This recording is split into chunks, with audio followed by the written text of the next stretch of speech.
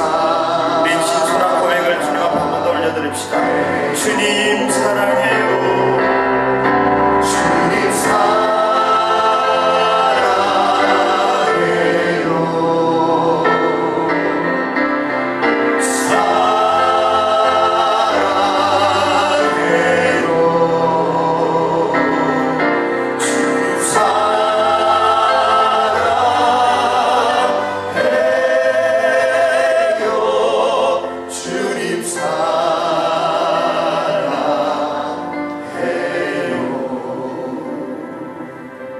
살아계신 하나님, 이 새벽에도 우리의 발걸음을 주님을 피난처 삼는 기도의 자리로 인도해 주시니 감사합니다. 우리의 남은 인생이 이 모든 재앙들이 지나가기까지 주에게로만 피하는 복된 인생 되게 해 주옵소서. 이전에도 그랬듯이 남은 인생도 주님께서 은혜 위에 은혜를 베풀어 주시는 경험들을 하며 살아갈 수 있도록 축복해 주옵소서. 이 새벽에도 주님 새로운 한날이 되게 해주시고 주님께서 들려주시는 이 말씀 가운데 이 말씀 그대로 살아드릴 수 있는 능력을 베풀어 주시옵소서. 주 예수 그리스도 이름으로 기도드리옵나이다. 아멘. 신약성경 사도행전 21장 10절에서 16절, 신약 225면이 있습니다. 시간 사도행전 21장 10절에서 16절 말씀 찾으셔서 교도 가실 때에 하나님께 우리에게 주시는 계시의 말씀으로 받으시기 바랍니다. 제가 먼저 공부합니다. 여러 날 머물러 있더니 아가보라 하는 한 선지자가 유대로부터 내려와 우리에게 와서 자기 수족을 성령이 말씀하시되 예루살렘에서 이같이 이띠 일자를 결박하여 이와를 소비는 우리가 그 말을 듣고 그곳 사람들과 더불어 바울에게 예루살렘으로 올라가지 말라 고하니 바울이 대답하되 여러분 어찌하여 내 마음을 상하옵니까? 나는 주 예수의 이름을 위하여 결박당할 뿐합니다. 예루살렘에서 죽을 것도 각오하였노라 하니 그가 권함을 받지 아니하므로 우리가 주의 뜻대로 이루어지이다 하고 거쳤노라. 이 여러 날 후에 여자를 꾸려 예루살렘으로 함께 읽겠습니다.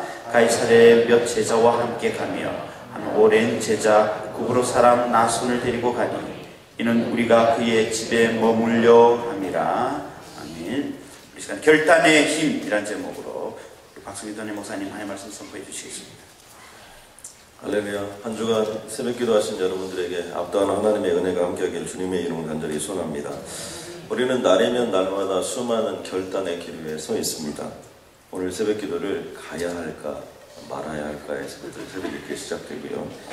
오늘 아침을 먹을까 말까, 먹는다면 뭘 먹을까, 또 이 사람을 만나야 될까 말아야 될까, 만난다면 지금 만나야 될까 다음에 만나야 될까, 이 일을 해야 될까 말아야 될까, 오늘 아침부터 일을 해야 될까 아니면 내일부터 해야 될까, 이게 수많은 결정들을 하면서 인생을 살아갑니다. 또 한 가지는 이러한 일상생활 속에서 주어지는 끊임없는 선택과 또 그리고 그런 결정들을 통해서 우리의 삶과 인생이 결정이 되는 것이고요. 또 이것을 좀 장기적으로 본다면 우리의 작은 이런 선택들 또 그리고 그런 결정들이 모여져서 결국에 한 사람의 일생을 만드는 것이고 그 일생의 사건들이 모여져서 역사를 만드는 것입니다. 그러니까 우리는 매 순간마다 우리가 선택하는 것 또 그리고 우리가 결정한 거, 결단한 거 이런 것들을 통해서 우리의 인생들이 만들어지게 된다는 것이죠. 이게 당연한 말 같은데요. 이 결정이라는 건 대단히 어렵습니다. 무엇인가를 선택한다는 것도 어렵고요. 또 이렇게 살기로 결단한다는 것도 이게 만만치 않은 겁니다. 우리가 이렇게 생각해 보면 여러 가지 요소들이 있기 때문에 또 경험들이 있기 때문에 선 경험한 것들을 바탕으로 이런 일이 생길 것이다. 이렇게 될 것이다. 라고 우리가 생각을 하면서 인생을 결정을 하지만 사실은 인생은 모두 다 생방송입니다. 녹화해서 고칠 수 있는 게 아니에요. 여러분 혹시 뉴스를 접했는지 모르지만 어제 일본에서는 미국발 진도 8.9의 지진이 났습니다. 또 그리고 일본에서는 8.4라고 하는데 아무튼 여러분 지진이 6이 넘으면요 상상할 수 없는 일들이 벌어집니다. 이것이 진앙지가 가까우면 가까울수록 엄청난 일들이 이루어지는 거죠. 아이치에서 지난번에 일어났던 것이 진도 한 7 정도 되고 칠레에서 이런 게 진도 8 정도 되는데 일본에서 8을 넘은 지진이 일어난 것은 이례적인 일입니다. 이미 한 15명이 죽었고 또 그리고 그것 때문에 지진은 무서운 게 사람을 죽는 것이 무서운 것이 아니라 건물의 균열이나 또 이런 산업시설을 다 파괴시켜버리기 때문에 어려웠죠. 여러분 누가 안 했겠습니까? 야구 경기 하다가 지진 때문에 야구 경기가 중단될 줄. 아무도 모르는 거예요. 그러다 보니까 이런 도처의 위험의 요소들이 있고 위기의 요소들이 있는데 이런 상황 속에서 우리가 어떤 결정을 하는 거냐 이게 참 어렵다는 거죠. 그리고 무엇을 결정했습니다. 그럼 결정한 걸로 끝난 것이 아니라 결정을 잘했다면 잘한 거에 대해서 우리들이 반사이익이 오는 거고 결정을 잘 못했다면 잘못한 거에 대해서 분명히 책임을 져야 되는 것입니다. 그러다 보니까 결정이 어렵습니다. 이러한 결정에 대한 유명한 일화가 기원전 49년 1월 12일 날 주사위는 던져졌다 라고 결단을 내리고 루비콘강을 건넜던 바로 그 시저라는 사람의 얘기들을 우리는 종종 합니다. 루비콘강이 큰 강이 아닌데요. 로마의 원로원이 시저에게 얘기했습니다. 시저가 군대가 너무 강해지니까 당신의 군대는 절대로 루비콘강을 건너지 말라. 아마 시저도 고민을 많이 했을 것입니다. 내가 루비콘강을 건너지 않고 그냥 여기서 이렇게 있어야 되는 거냐 아니면 정말 루비콘강을 건너서 로마의 원로원 한번 다 숙청하고 새로운 로마를 만들어 갈 것이냐 그런 결단한 끝에 루비콘강을 건너기로 결단합니다. 그리고 루비콘강을 건넜습니다. 그리고 가서 로마의 역사를 새로 썼어요. 이 시저라는 아우구스투스라는 황제의 이름은 누구의 이름 앞에도 다 붙이게 되는, 그래서 아우구스투스 누구 이렇게 항상 부르셔지게 되죠. 바로 그 이름이 시저인데 그 시저가 그렇게 만들었던 것은 주사위는 던져줬다는 그 결단을 하고 건넜기 때문입니다. 그런데 리더십에서는 이러한 루비콘강을 건넜던 가를 가스겨서 루비콘 요소라고 합니다. 루비콘 팩터라는 단어를 쓰는데요. 그러니까 이 시대를 살아가면서 뭔가 큰 일을 하는 사람, 뭔가 제대로 된 일을 하는 사람들을 보니까 이 루비콘 요소가 있다는 겁니다. 이 루비콘 요소는 리더십의 용어를 이렇게 빌어서 쓴다면 결정력입니다. 결단력이에요. 무엇인가 있었을 때 오른쪽으로 가야 되는지 왼쪽으로 가야 되는지 해야 되는지 말아야 되는지 분명히 그것을 결정을 하고 결단을 내리고 그 길을 향하여 추진해 나가는 어떤 힘 같은 것을 루비콘 요소라고 하는데요. 이 루비콘 요소가 강한 사람들이 결국엔 승리한다는 겁니다. 무슨 얘기냐면 어떤 일을 결정을 하게 되면 어떻습니까? 제가 오늘 이 마이크가 2개가 있는데요. 내가 이거 하나만 쓰겠다 이렇게 결정하면 어떻게 돼요? 하나를 제거해버리면 여기에 올인하기 때문에 어떤 위기적인 요소나 장애적인 요소가 와도 그것을 극복할 힘이 훨씬 더 많아진다는 겁니다. 근데 사람들이 많이 왜 방황하고 힘들어하고 어려워하느냐, 이 일할까 저 일할까 이렇게 방황을 하면서 에너지를 자꾸 분산시키기 때문에 그 분산된 에너지 때문에 제대로 된 힘을 발휘하지 못하고 그것 때문에 어려워질 수 있다는 겁니다. 여러분 지구의 반이 여자인 거 아십니까? 새벽이라 잘 모르시는 분들. 지구의 반이 남자인 거 여러분 아십니까? 근데 그 중에 누구 한 사람을 딱 결정하면 어떻게 됩니까? 거기에 모든 인생을 걸기 때문에 그 인생은 행복할 수밖에 없습니다. 아직도 한 사람하고 살면서도 지구의 반이 여자인지 아는 사람은 이 사람이 정신이 없는 사람입니다. 아직도 한 사람하고 살면서도 지구의 반이 남자라고 이렇게 생각하는 사람들은 아직까지 정신을 못 차리고 방황하는 사람들이에요. 그런 사람은 큰 일을 이룰 수가 없어요. 왜요? 에너지를 집중하지 못하기 때문이죠. 오늘 사도 바울의 생애를 보면 그런 부분이 등장합니다. 이 사도 바울은 루비콘적 요소가 아주 강한 사람이라고 볼 수 있습니다. 이 시저 다음에 사도 바울이 등장을 하게 되는데요. 이 사도 바울 같은 인생을 보면 어떻게 이런 영적인 에너지를 가지고 정말 하나님의 영광과 역사를 일으켰을까? 그것은 이런 결단의 힘이 아주 강한 사람인 것을 알 수 있습니다. 오늘 본문 가운데 이야기를 보면 사도 바울이 이제 예루살렘을 향하여 올라가는데 많은 사람들이 만류를 합니다. 거기 가면 환난과 핍박이 있을 것이라는 거예요. 그런데 어려운 점이 뭐냐면 단순히 환난과 핍박이 있을 것이라고 얘기하는 게 아니라는 거예요. 거기에는 어떤 요소를 포함하고 있냐면 아가보에 있는 한 선지자가 유대로부터 내려와서 이런 얘기를 합니다. 성령이 자신에게 가르쳐줬다는 거예요. 예루살렘에 큰 환난의 핍박이 있을 것이라고. 성령이 가르쳐줬다는 거예요. 그러니까 바울에게 예루살렘으로 올라가지 말라고 얘기하는 거예요. 무슨 인간적인 입장에서 환난과 핍박이 있는데 올라가지 말라 그런 얘기 아니라 성령이 가르쳐 주었다는 거예요. 이것이 처음 있는 일이 아닙니다. 4절에 보니까 제자들이 찾아서 이레를 머물더니, 이게 두로라는 곳에 이레를 머물렀는데요. 그 제자들이 이런 얘기합니다. 성령의 감동으로 바울더러 예루살렘에 들어가지 말라고 하더라고요. 그러니까 인간적인 의미에서 뭐 환난과 핍박이 오니까 이러지 마라 저러지 마라 이런 것이 아니라 성령이 말하는 음성을 듣고 성령이 말하는 계시를 받고 사도 바울에게 얘기를 하는 겁니다. 얼마나 여러분 사도 바울의 입장이 난처한지 여러분 알겠죠? 그러니까 예루살렘에 그냥 올라가지 말라가 아니라 성령이 말씀해 주신 겁니다. 자, 그렇다면 사도 바울은 어떻게 행동을 했을까요? 분명히 그 제자들이 성령의 음성을 들었다는 것을 사도 바울이 알았을 겁니다. 아마 사도 바울도 그런 것들에 대해서 충분히 인지를 했을 것입니다. 그럼에도 불구하고 사도 바울은 이 부분에 대해서 세 가지를 한번 정리를 해주는데요. 하나는, 첫 번째는 어찌하여 여러분이 울며 내 마음을 상하게 하느냐. 내가 지금 예루살렘에 올라가는 거 더 이상 내 마음을 자꾸 흔들지 말라. 자꾸 좀 울지 말고 또 자꾸 올라가지 말라. 이런 얘기 더 이상 하지 말라는 거예요. 또 한 가지 얘기하는데 그것은 뭐냐면, 나는 주 예수님의 이름을 위하여 결박을 당하기로 결단하고 지금 이 길을 걸어간다는 거예요. 그러면서 한마디를 더 해주는데, 나는 예루살렘에서 죽을 것도 각오하였노라. 이것은 뭐냐면요, 사도 바울은 지금 이 길을 걸어가는데 이미 결론을 다 내리고 간다는 거예요. 환난이 오고 핍박이 오고 다 올 걸 알지만 나는 그거와 관계없이, 환난과 핍박이 와서 설사 나를 죽일 수도 있지만 나는 그 부분에 대해서 죽음을 각오하고 이미 결단을 하고 나는 이 길을 올라가는 것이니 더 이상 나를 뒤흔들지 말라는 겁니다. 자, 그러면 우리는 여기서 한 가지 물어봐야 됩니다. 누가, 어떤 것이 하나님의 뜻입니까? 제자들도 분명히 성령을 받았을 것이고 인도함을 받고, 사도 바울도 지금 인도함을 받고 올라가는데 이 부분을 어떻게 해석해야 되느냐는 것입니다. 그러니까 이런 겁니다. 예루살렘에 올라가는 것이 하나님의 뜻이냐, 올라가지 않는 것이 하나님의 뜻이냐, 이 제자들이 받았던 것이 성령님의 뜻이냐, 사도 바울이 지금 올라가는 게 성령님의 뜻이냐, 이 질문을 우리는 할 수밖에 없죠. 그래서 사도 바울이 오늘 본문 속에서 우리에게 가르쳐주고 있는 것은 무엇입니까? 그것은 성령님께서도 사도 바울에게 분명히 말씀하셨던 것입니다. 예루살렘에 올라가면 환난과 핍박이 있을 것이라고. 그런데 지금 환난과 핍박이 있을 것이라고는 모든 사람들이, 제자들이, 신실한 자들이 알고 있었지만, 올라가지 말라고 하는 것은 사람이 올라가지 말라고 하는 것이고 제자들이 올라가지 말라고 하는 것이지 성령님이 올라가지 말라고 하는 것이 아니라는 거죠. 성령님은 환난과 핍박이 있지만 사도 바울에게 올라가라고 했다는 것을 우리는 사도 바울의 고백과 모습 속에서 알 수 있는 것입니다. 여러분, 우리가요, 인생을 살면서 이 길을 가면 어려움이 생기고 힘든 것들이 생기고 뻔히 알아요.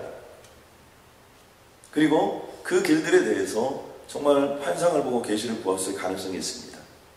그럼에도 불구하고 그 위험한 길, 위기의 길, 또 어려운 길, 고난의 길, 십자가의 길을 가야 될 때가 있다는 겁니다. 특별히 이러한 삶을 살았던 분이 예수 그리스도십니다. 그래서 우리가 비아 돌로로사라는 단어를 쓰는데 주님은 분명히 하셨어요. 땀방울이 핏방울이 될 때까지 주님은 기도하셨습니다. 그리고 할 수만 있으면 이 잔을 피하게 해달라고 주님께 기도했어요.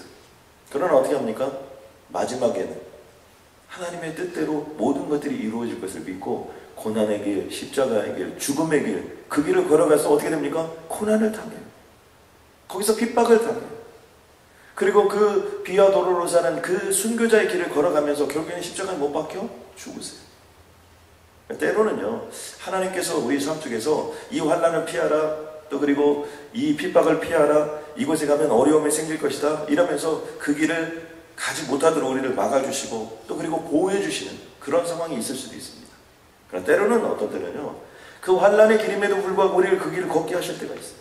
이건 핍박의 길이요, 이 길 걸어가면 안 될 것 같은데 그 고통스러운 길을 걸어가게 하실 때가 있습니다. 여러분, 다윗 같은 생애를 보면 다윗이 어떻게 이스라엘 왕이 될 수 있었을까요? 그는 광야의 길이 아니었다면 양치는 목동이 어떻게 이스라엘의 왕이 됩니까? 말이 안 되죠. 그러나 그는 기름 부음을 받고 10년 이상의 세월 동안 이스라엘의 왕으로부터 매일 쫓겨서 도망다닙니다. 여러분, 역사에 보면요, 왕으로부터 핍박받았던 사람들이 나중에 다 왕이 됐다는 거 아십니까? 다 대통령이 된 거예요. 김대중 대통령 어떻게 했습니까? 박정희가 죽이려고 그냥 현해타다 그냥 죽여버리려고 얼마나 했습니까? 그런데 어떻게 됐어요? 성경의 예언대로 그가 그런 고난을 당하니까 대통령이 되는 거예요. 혹시 여러분들 너무 광야다, 나한테는 너무 심하다 이런 분들은 주님께서 특별한 자리를 마련하시고 인도하는 길인 줄로 믿습니다. 왜 아멘 안 하시는 겁니까? 분명히 그 길이 있어요. 그냥 그걸 가게 하는 게 아니에요. 그냥 뭐 그런 게 어디 있어요. 저는 요즘에 요셉의 생애를 큐티하고 있는데 요셉의 생애를 큐티하면서 느껴지는 부분이 하나니까 뭐냐면 어떻게 요셉이 그냥 응석하지 않습니까? 그냥 형들한테 막 문제만 생각해서 쪼르륵 가서 다 이루고 그런 요셉이 어떻게 애국의 국무총리가 될 수 있는 거예요? 당시의 세계에서 제일 큰 나라인데요. 제일 큰 나라의 실권자가 어떻게 될 수 있습니까? 그것도 다른 사람도 아니고 노예가. 뭐 거기에는 만조백관들이 없나요? 거기에는 똑똑한 사람들이 없나요? 거기에는 천재들이 없나요? 거기에는 왕족들이 없나요? 귀족들이 없나요? 다 있죠. 그런데 어떻게 이 요셉이라는 사람이 그곳에서 끝까지 총리가 되었다는 게 아니라 여러분 10수년의 시간 동안 또 그리고 그 이상의 시간 동안 그 정치를 펼쳐가는 그 힘은 어디서 나왔을까요? 그것은 그가 보디발 집이나 감옥이나 또 거기서 정치범들을 만나고 많은 연단과 그곳에서 만남의 축복들이 있었고 다윗도 똑같이 아둘람굴에서 그 축복의 아둘람굴에서 그 버림받았던 정치인들의 많은 사람들을 만났기 때문에 그런 것들을 바탕으로 왕정을 펼칠 수 있었고 그런 것들을 바탕으로 총리가 되었을 때 역사를 이루어 나갈 수 있게 되었다는 거죠. 저는 그러므로 때로는 우리들의 삶이 어렵고 힘든 길이라 할지라도 주님께서 허락하신 길이라면 여러분 기쁨으로 그 길을 감당하면 역사가 있고 능력 있는 삶이 우리들에게 펼쳐주실 줄로 믿습니다. 이것을 통해서 우리가 알 수 있는 건 뭐냐면 결단의 힘이 얼마나 강한 것인가 이걸 알 수 있다는 거예요. 저는 사도 바울의 생애를 보면서 한 가지 가슴속에 새겨지는 건 뭐냐면 자신의 삶에 대해서 결단을 하고 그 다음에 흔들리지 않고 그 길을 가는 겁니다. 저 같으면 만약에 예루살렘에 이렇게 올라가려고 하는데 막 사람들이 울고 성령님께 받았다면 내가 계시 받았던 것이 이거 혹시 잘못 받은 거 아닐까 이런 생각도 할 만하죠. 아니, 그러지 않았어요. 더 이상 나를 위하여 울지 말라. 내가 환난과 고난이 있을 것을 다 안다. 설사 내가 죽을 것을 알고도 나는 이 길을 걸어간다 라고 자신의 삶을 초연하게 얘기하는 것들을 볼 수 있습니다. 우리 인생이 방황하는 건 무엇입니까? 뜻을 정하지 못했기 때문에, 길을 정하지 못했기 때문에. 여러분 왜 청년들이요 뭐 불일 듯 뭐 하려다가 그냥 모든 걸 다 그만두고 또 막 이쪽으로 가고 여러분 그런지 아십니까? 그 삶이 결정이 안 됐습니다. 청년의 시절에는 여러분들이 잘 아시겠지만 부모님들 갑자기 이 여자와 결혼한다고 막 와가지고 막 난리를 펼 때 여러분들 좀 시간을 두고 지켜봐야 돼요. 어느 날 갑자기 안 만납니다. 어떻게 됐는데 끝났거든요. 왜요? 결정이 안 돼서 그래요. 결정을 하는 것이 그렇게 중요해요. 그러니까 결정을 할 때까지는 하나님이 우리에게 계시를 주실 때까지는 우리는 늘 그런 부분에 대해서 관심을 갖고 정말 하나님의 뜻이 무엇인가 그 부분에 대해서 온 마음을 다 기울여야 돼요. 그러나 하나님의 뜻이 우리에게 정해지고 또 그리고 환난과 핍박이 있지만 환상과 계시를 통해서 그런 것들이 보여주고 갈 길이 정해졌다면 그 다음에는 어떻게 돼요? 더 이상 고민할 필요가 없는 거예요. 안중근의사가 하얼빈역에서 이토 히로부미를 저격하려고 갔었을 때 7발의 총을 쏘고 3발이 이토 히로부미의 가슴을 맞았을 때 안중근의사가 그곳에 갈 때 어떻게든지 총 쏘고 빨리 도망가야겠다 이런 생각 했을까요? 아니에요. 안중근의사 그곳에 갈 때까지 그곳에서 미리 가서 기다릴 때도 그 누구도 대동하지 않았습니다. 이유가 뭐예요? 자신은 죽을 걸 알았습니다. 그러니까 죽음을 결론을 내리고 그가 갔던 거예요. 위슨 감옥에서 그가 5개월 동안 있으면서도 그렇게 표현할 수 있었던 건 뭐예요? 이미 죽을 걸 다 예상을 하고 죽기로 결단을 하고 그리고 그 자리에 갔기 때문에 그렇게 초연하게 죽을 수 있었던 겁니다. 주기철 목사님의 일사가구도 마찬가지예요. 주기철 목사님이 이 일사가구라는 설교는 주기철 목사님께서 돌아가시면서 하신 유언이 아닙니다. 역사에 보면 1935년 12월에 평양신학교에 가서 그 신학교 학생들하고 교수님들이 계신 데서 설교를 하는데 그 설교의 제목이 일사가구였어요. 3가지입니다. 하나는 예수를 따라서, 둘은 남을 위하여, 3번째는 부활 진리를 위하여. 그러니까 내가 지금부터 남은 삶은 오직 예수의 이름을 위하여 살겠다는 거예요. 그리고 나의 남은 삶은 남을 위해 살기로 나는 결론을 내렸다는 거예요. 그리고 나는 죽어도 다시 부활하는 그 부활의 진리를 믿고 살아가는 것이기 때문에 죽는 것이 두렵지 않다는 거예요. 그런데 어떻게 됩니까? 그가 감옥에 갇히게 되고 그 감옥에 갇힌 다음에 그 죽음을 맞이하는 그 모든 순교적인 삶이 어느 날 갑자기 생긴 것이 아니라는 거죠. 특별히 주기철 목사님은 기도를 많이 하신 걸로 알려져 있는데요. 초량교회 시절에는 구덕산 산기도를 많이 하셨다는 거예요. 그리고 마산교에 옮겨가셔서 그곳에서도 끊임없이 산속에서 기도하시고, 그리고 평양으로 가셔서도 그곳에서 기도하시면서 최초의 여러분 그 새벽 기도나 이런 것들이 다 그 평양 장대학교에서 이루어진 것들 아닙니까? 그런 역사들이 지금 오늘 이 시간까지 우리에게 오는 거예요. 또 우리들의 삶도 마찬가지입니다. 우리들도 형편과 처지에 따라 많은 것들을 선택하고 많은 선택의 기로에 놓여질 수 있습니다. 중요한 건 무엇이냐면 누가 역사를 이루는 거냐, 누가 어떤 정말 훗날의 시대에도 위대한 사람이라고 우리가 그런 얘기를 들으면서 이 땅을 살아가는 거냐, 위대해지려고가 아니라 어떤 사람이 후대에 우리를 가리켜서 위대하다고 부르느냐, 그것은 결론이 난 사람, 결정이 된 사람입니다. 공통적인 특징이 무엇입니까? 하나는 주님의 이름을 위하여. 여러분 아멘입니까? 그러니까 그 누가 뭐라고 해도 주님의 이름을 위하여 그런 거예요. 마다 테레사가 어떻게 그렇게 위대한 인물의 인생을 살았을까요? 그가 그 인도에 있었을 때 그 거리에서 그 가난한 사람들, 이런 사람들을 만났을 때 그가 하나님으로부터 환상과 계시를 받은 것이 하나 있었습니다.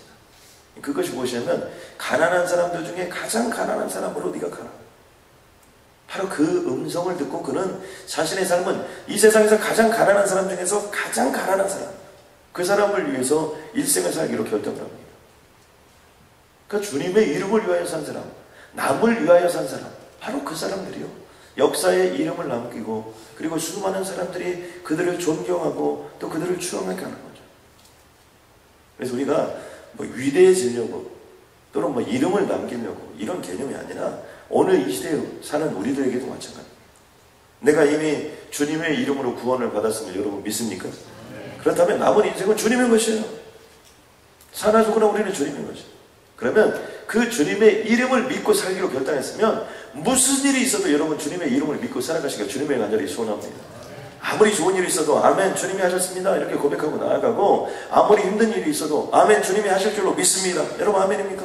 그렇게 하고 주님의 이름으로 나아가는 거예요. 사나 죽으나 아무리 힘들어도 나를 살릴 분은 주님밖에 없습니다. 그리고 다른 거 의지하지 않는 거예요.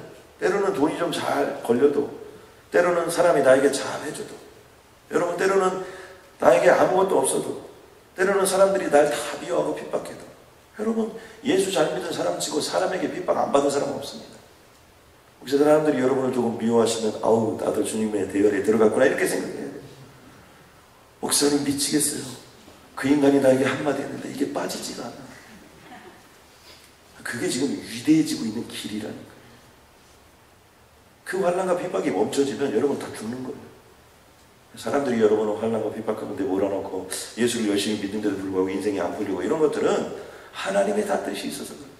그 길을 우리는 걸어가고 그 삶을 살아가는 것입니다. 저는 오늘 한 주간 주님의 이름으로 새벽기도에 쌓게 하신 것은 주님이 쌓게 하여 주신 줄로 믿습니다. 여러분 벌써 3월이 다 가고 있어요. 여러분 가슴이 아프지 않습니까? 이 4월이면 133이 끝난다는 게 얼마나 벌써부터 가슴이 저이 오는지 모릅니다. 여러분 이건 희망과 소망을 가지고 한 걸음 걸음 나아가는 것에 주님의 이름으로 나아갔기 때문에 모든 것 주님이 하십니다. 아멘입니까?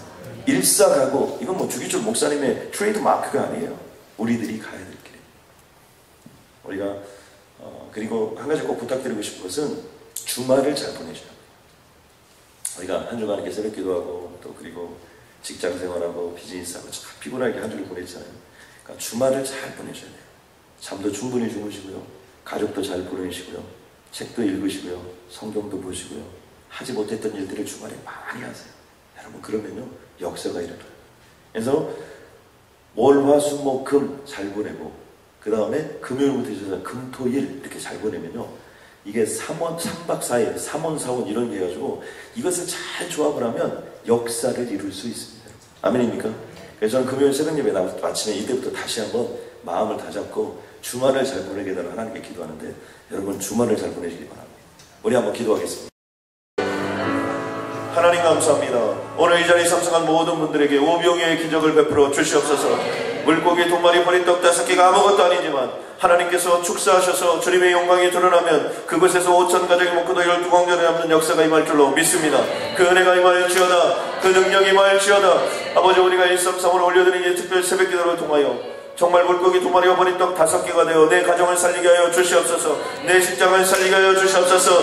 내 비즈니스를 살리게 하여 주시옵소서. 이 교회를 살리게 하여 주시옵소서. 예수 믿지 않는 수없이 많은 아내들과 수십 만의 다민족에게 복음을 전하게 하여 주시옵고 3,300개 의 전도종족 위에 하나님의 복음의 역사가 일어나게 하여 주시옵소서.